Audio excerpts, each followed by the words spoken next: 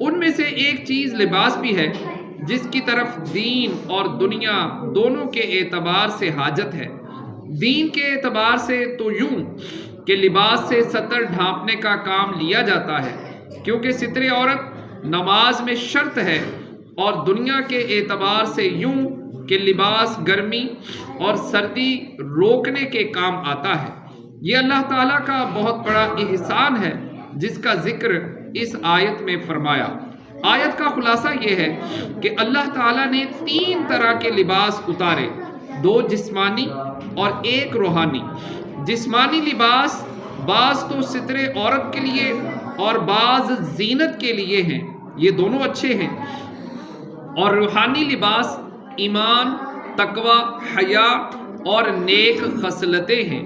یہ تمام لباس آسمان سے اترے ہیں، کیونکہ بارش سے روئی، اون اور ریشم پیدا ہوتی ہے۔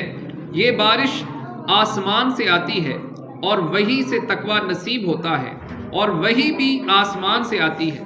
اس سے معلوم ہوا کہ لباس صرف انسانوں کے لیے بنایا گیا، اسی لیے جانور بے لباس ہی ہوتے ہیں۔ ستر عورت چھپانے کے قابل لباس پہننا فرض ہے، اور لباس زینت پہننا مستحب ہے۔ لباس اللہ عز و جل کی بہت بڑی نعمت ہے، اس لیے اس کے پہننے پر اللہ عز و جل کا شکر ادا کرنا چاہیے۔ سرکار دو عالم صلی اللہ تعالیٰ علیہ وآلہ وسلم زیادہ تر سوتی لباس پہنتے تھے۔ اون اور روئی کا لباس بھی کبھی کبھی آپ صلی اللہ تعالیٰ علیہ وآلہ وسلم نے استعمال فرمایا۔ لباس کے بارے میں کسی خاص پوشاک یا امتیازی لباس کی پابندی نہیں فرماتے تھے۔ جبہ، قبا، پیرہن، تہبند، حلہ، چادر، امامہ، ٹوپی، موزہ، ان سب کو آپ صلی اللہ تعالیٰ علیہ وآلہ وسلم نے زیب تن فرمایا ہے۔ پائجامہ کو آپ صلی اللہ تعالیٰ علیہ وآلہ وسلم نے پسند فرمایا، اور مینا کے بازار میں ایک پاجامہ خریدا بھی تھا، لیکن یہ ثابت نہیں کہ آپ صلی اللہ تعالیٰ علیہ وآلہ وسلم نے پاجامہ پہنا ہو۔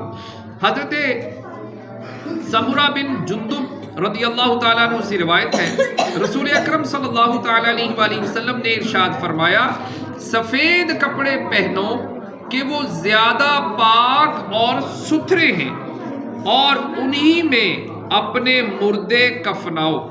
حضرت معاذ بن انس رضی اللہ تعالیٰ عنہ سے روایت ہے، نبی کریم صلی اللہ تعالیٰ علیہ وآلہ وسلم نے فرمایا، جو شخص